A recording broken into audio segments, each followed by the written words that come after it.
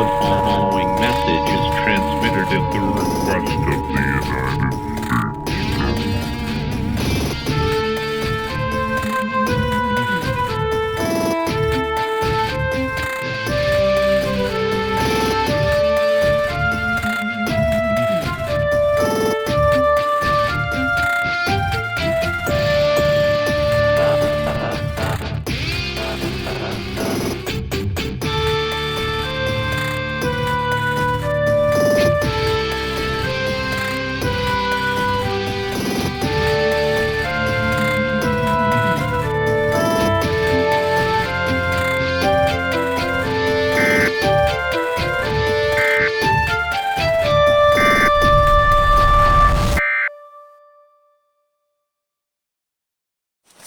Well, hello ladies and gentlemen, we're back. I'm Grimm. I'm Fallout. And, well, as you can see, it's probably a little bit cooler the way we're dressed. And as you can maybe gather, this is definitely quite a different area than we're used to. But as we're making our way in here, and trying not to kill ourselves, the whole point of this particular bug out is about stealth. So, join us as we attempt to do things a little bit different, probably talk a little bit quieter, and teach you some very important aspects of being stealthy in an environment where you might not exactly want to be found.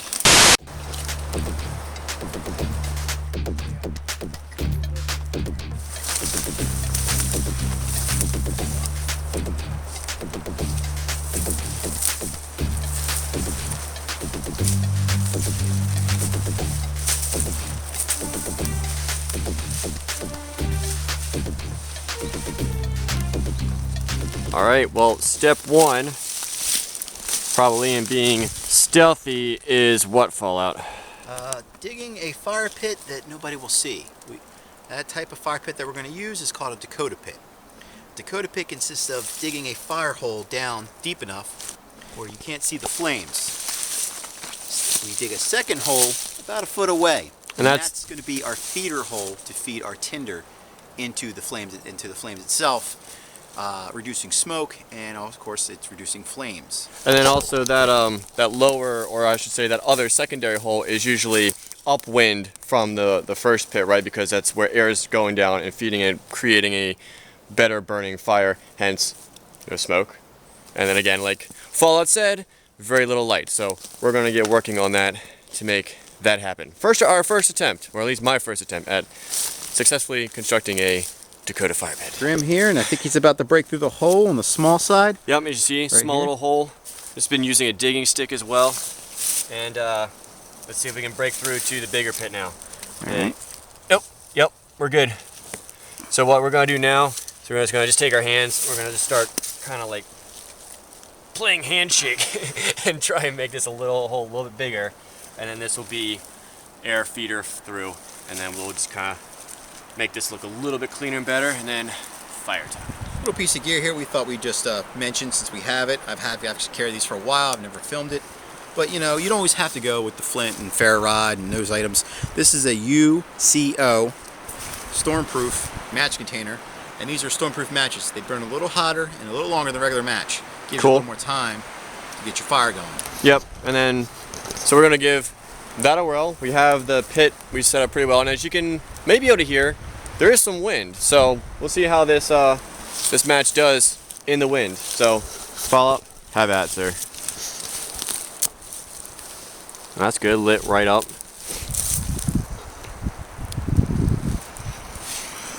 Ooh, little double. Yeah, double action. Nice. And in the mat, I can still see the match is still burning all on its own. Here, well, I'm gonna let you feed that, get that going, but I would call that a success. I mean, obviously matches are easier than your other ways, but it lit up. It had almost like a double little shot of ignition right there, and I mean, Fallout's barely even trying right there, and that fire it's alive.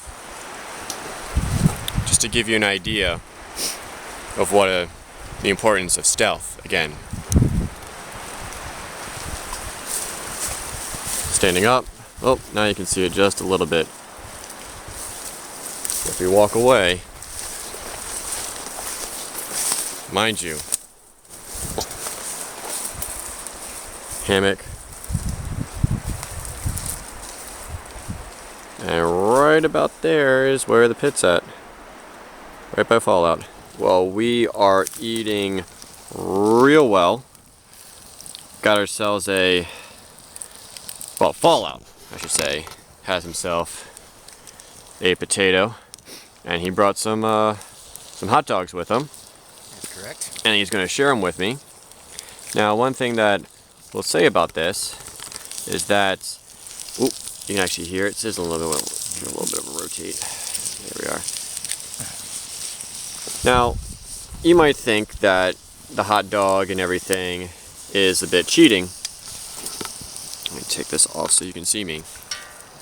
But, and honestly, it's not, because you think when you bug out, yes, you're going to have your freeze-dried food, your MREs, things like that. But heck, if your fridge is full of something that is, fairly non-perishable, like a hot dog that you don't really have to cook it, take that sucker with you. I mean, heck, would you be opposed to grabbing the steak that's in your freezer and just know on your first night you need to cook that nice juicy T-bone up? I mean, come on. Honestly, I think you'd be a moron if you didn't take it. Exactly. Why not? Exactly. One last good meal. Right. Exactly. Like, take what you have. It's going to fall out by the time they get where you're going. Right. And it's going to be real good and ready to go. Exactly. So, we're going to keep on sizzling up these hot dogs and potatoes using our fire pit. Oh, and one other thing. You might notice that we have some wood going across the pit. It is green wood. That is a technique that you kind of have to use when using a Dakota fire pit. You have to create a little bit of a grill surface, if you will, to cook on. But we're going to enjoy the food, and then after that, we're going to get to a conflict card. So, bon appetit. All right, it is conflicted card time. He's ready. We built up the fire a little bit to give us a little extra light. So, it is read as such. Society has collapsed. You are well prepared because you've invested a lot of money on your bug out location and supplies. A local contractor who worked on your property has occupied your shelter with his family before your arrival. He said that your retreat was the only safe place he knew, and that he was not sure that he was going to let you in, and some of his coworkers might be arriving shortly as well. So, what would you do, Fallout, to take control of this situation? First and foremost, if I'm going there, I'm probably armed pretty well with whatever weapons I'm going to have. I'm just basically going to set the rules right off the bat and tell this guy, look, I don't want to throw your family out in the cold, but I make the rules here. I'm coming in, whether you like it or not. Secondly, I'm not really sure about all your coworkers and strange people coming here because I don't know how they're going to behave in the situation. So, whether I have to do it at gunpoint or I have to do it, diplomatically speaking to him, we're going to sit down either way and we're going to have a talk before anyone else arrives of what his intentions are, what my intentions are, and I want to know everything about these coworkers he speaks of before they arrive. Because I'm not going to endanger my life ultimately because he makes bad mistakes. So kind of playing good cop, bad cop here with that thing a little bit. I mean, right. Part of it, I understand that he's got a family, and I don't want to throw him out because the world has ended at that point, pretty much. Yeah, society has collapsed, it said. Society has collapsed, as you said. But at the same time, you can't just risk everything you built and worked for just because you feel sorry for someone. Right. And also, I guess this goes without saying that you would not have left all of your supplies and, in that retreat. Like, you would have some with you. So yeah. That could be a benefit, a good idea, a good plan, that way you're not, just showing up and he has all your guns too, Right. Yeah. Gotcha. All right. Well, let's turn this on me. Ooh, nice little fire right there. All right, so what would I do? I agree, I would not put all my eggs in one basket. so I'll definitely have some supplies with me, bringing there. I think I've already made the mistake of letting him know about this place, which that was not a good idea. But anyway, oh gosh, I think I would be very diplomatic in that clearly I know what I'm doing because I had him build this shelter, right? So, and I designed it, so I know what I'm doing. And because he didn't think about that, who's to say that he doesn't know what he's doing? So really kind of play on the fact that I know what I'm doing. I'm not going to kick your family out. There's a way that we can work this all together for the betterment of all of us. Same as Fallout, I want to know about these coworkers.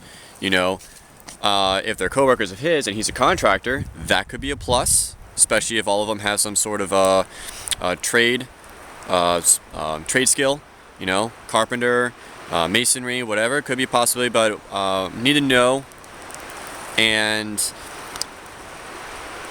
I think because of this, if I ever do create some sort of, you know, secret retreat, I'm gonna have a secret, super secret back door sort of entrance thingy, whatever, that he's not gonna know about. And that way, if he doesn't agree to let me in, I can go in the back door and take care of the situation. Hopefully still diplomatically, but I'm not opposed to using force to take back what is rightfully mine. So that's what Fallout thinks, that's what I think. Now we want to hear what you have to think. So by all means, leave your comments down below the video. We look forward to hearing that. And now, we're just gonna relax and take in this wonderful evening. Alright, it's that time again. Fallout has turned in, I'm turning in. We kept our voices low throughout the night, and as you saw, the Dakota pit worked flawlessly. Didn't give off a lot of light, but we were able to cook over it, and it gave us lots of warmth. So tomorrow we have to keep up the stealth vigilance. Until then, good night.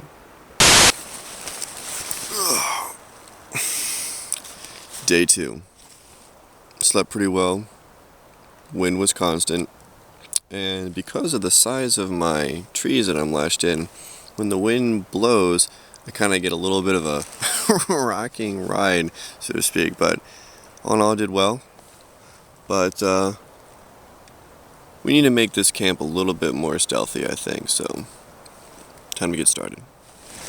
Alright, so this is our current environment. As you can tell, there's a lot of low growing brush around here, and everything seems to have something stuck in it. Tons of pine needles and broken sticks. Now if you look right through there, Fallout's 10 is right there. Now I can see it with my naked eye, but it's a little bit difficult. Actually, my tripod is right there, I can see. And then we move over, you can just start making out my hammock. Now, Fallout, to work my way back, and I are already ahead of the game because both our shelters are earth tones. But let's grab Fallout right here. Hey Fallout, what are you doing right now? Well, I'm just trying to use the natural environment around me to break up the lines of this tent. Basically what you want to do is any shape that looks like a man-made object, you need to break up those lines. Be it with longer lines, horizontal lines of branches, some random tuft on the ground. Mm-hmm. And even sprinkling that on top of it, on top of your, you know, just starts changing up the color pattern, yep. And basically, you know, that's what the human eye catches. Man-made objects. Everything else just looks like trees and woods. Exactly.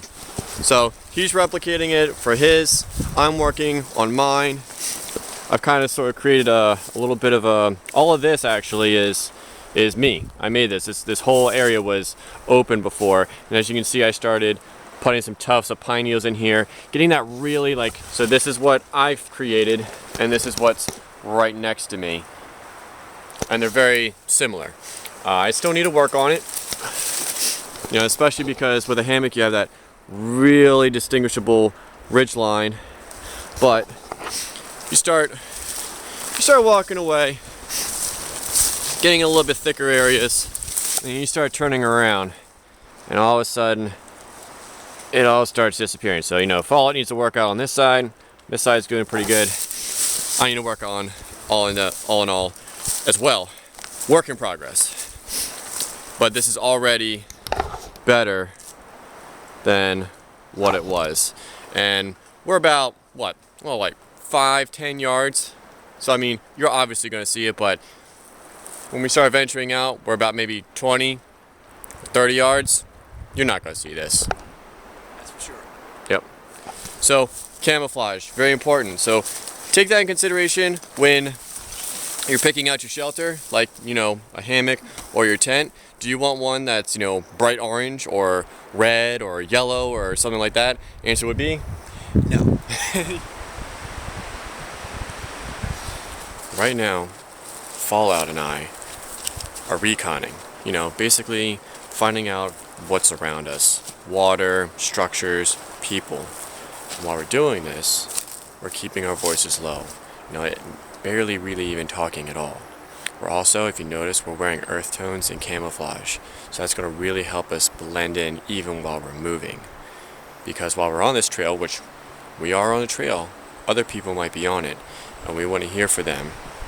Because when we do, we want to use this to our advantage. For example, Yeah, what we call that basically is situational awareness. Yeah, it's basically what you want to do is when you're walking on trails, you want to listen for trees breaking, vines snapping, rocks being kicked, conversations. birds. Birds, you want to hear the birds. If there's a bunch of birds in the canopies and they fly for no reason all at once, usually they're scared about something. That's usually an indication someone could be there. If you hear or see someone, you want to get off the trail, maybe 20 yards. Do not hide behind trees. In the service, they call that tree cancer. You look like a man basically standing behind a tree in a natural environment. So you want to basically just use all this brush to your advantage and lay in it because you want to break up the silhouette of what a man looks like, or human rather. Exactly. So what we're going to do now is just a little quick example. Is I'm going to go back to the way we came. Fallout is going to go out just probably about 10-20 yards into the bush. Out there, somewhere. And I'm going to stop right about here. And we're going to do that pan again. And we're going to see if we see Fallout and just show you how valuable wearing the right colors are and keeping aware of your situation can help you in a stealth situation. So I'm going to go back that way, and I'm not going to let you peek. So you're just going to watch me.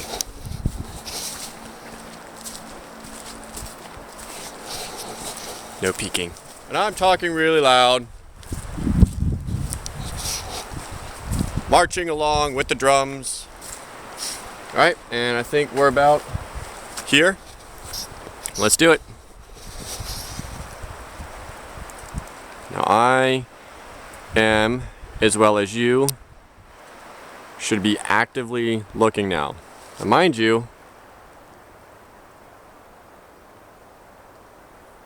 if you're just kind of walking along, talking with your friend or talking with your group, something like that, you're not going to be actively looking.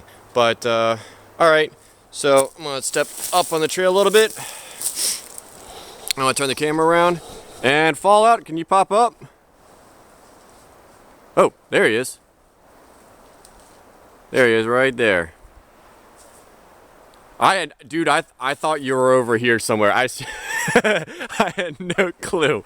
So, and as you heard or didn't hear, you didn't hear him making a loud sound getting out there. He was gone, and I'd say what? You're about 30 yards out.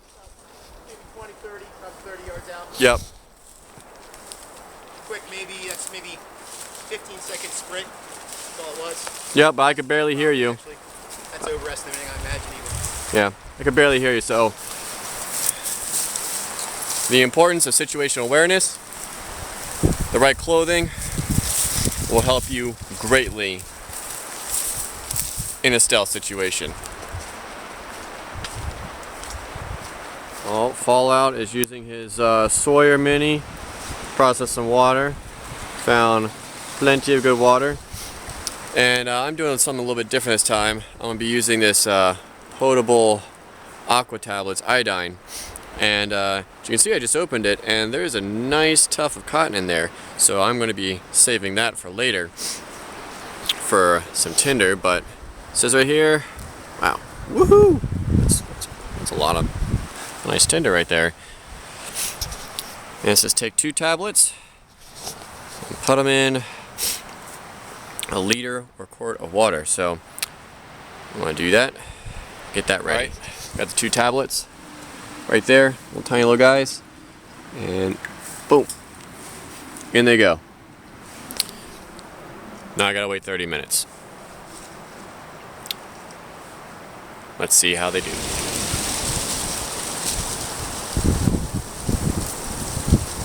Alright, so that's what it looks like after 30 minutes.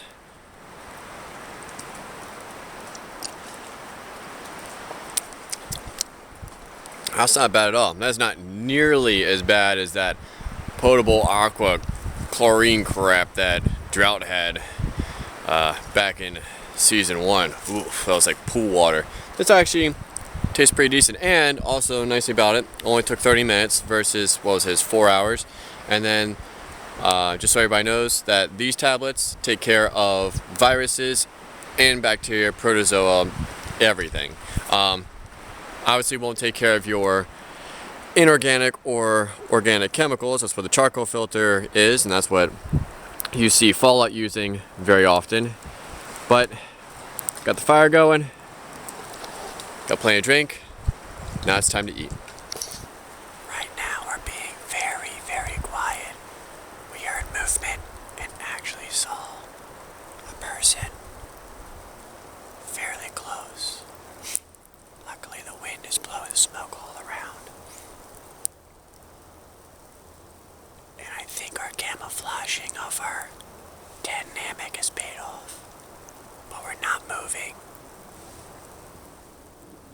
We're all on security right now. You might have noticed last night that we were using red lights. And you might ask yourself why that is. Grimm? Well, the reason that we're using red lights is because we're stealth.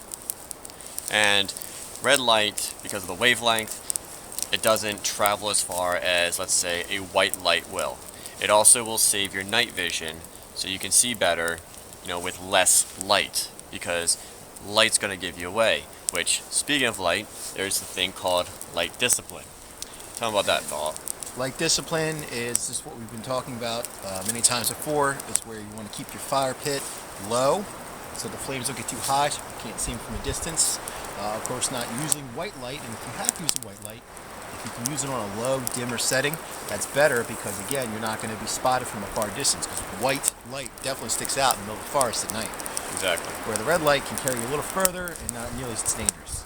Exactly. So, right now, light discipline, we're not doing so hot right now with that, but that's because we needed the light from the fire so you could see us. But that's why we are using our red lights, and we will continue to use them for the rest of this evening as we let this fire die down.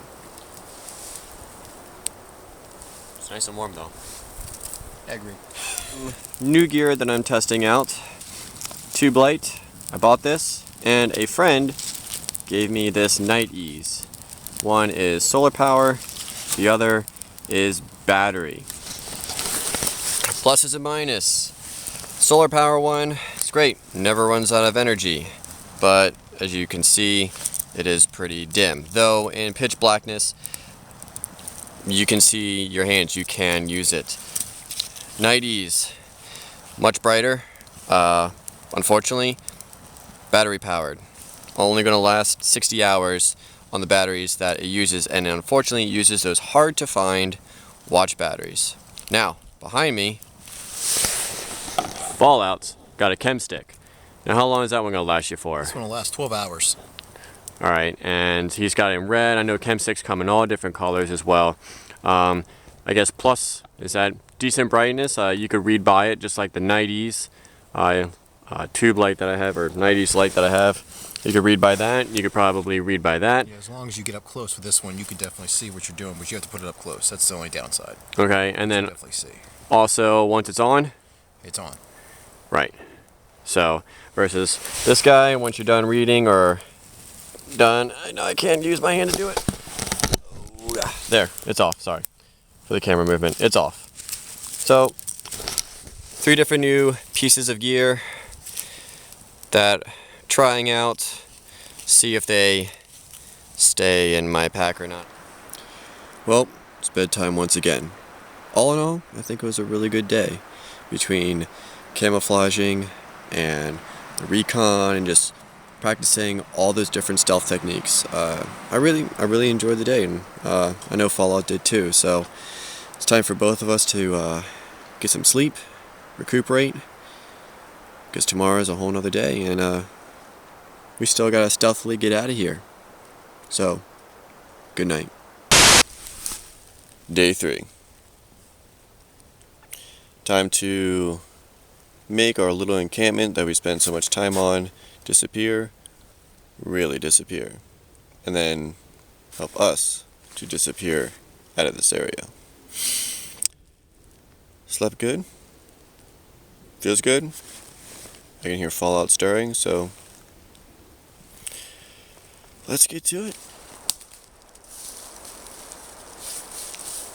That's where our campsite was. As you can see up here, Fallout is grabbing some.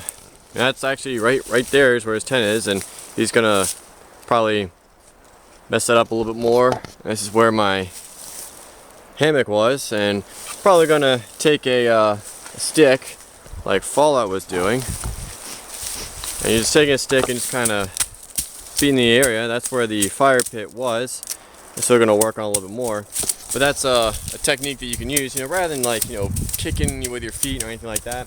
This kind of gives it a little bit more of a explosive, more natural chaos, if you will. So we're gonna keep on working on the campsite, and then on our way out, we have a few more tips to you as we stealthily get out of here.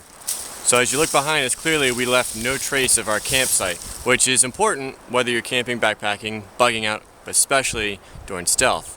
But what Fallout's going to tell you about is how to leave no trace when you're bushwhacking and trying to get in and out of your desired stealth area that you've established. So Fallout, why don't you give them a little rundown. When you're bushwhacking, always make sure that you go on different paths and different routes. Don't keep going the same way. It's going to create a trail and create markings of someone's been there. Also, when you're going through the woods, don't break things over. Try as much as possible, just push things out of the way and step high and push as you go along. Leaving less branches broken, also leaving less signs that you were there. Excellent. So, case in point, quiet, don't break things, don't use the same trails. Now we have to stealthily get out of here.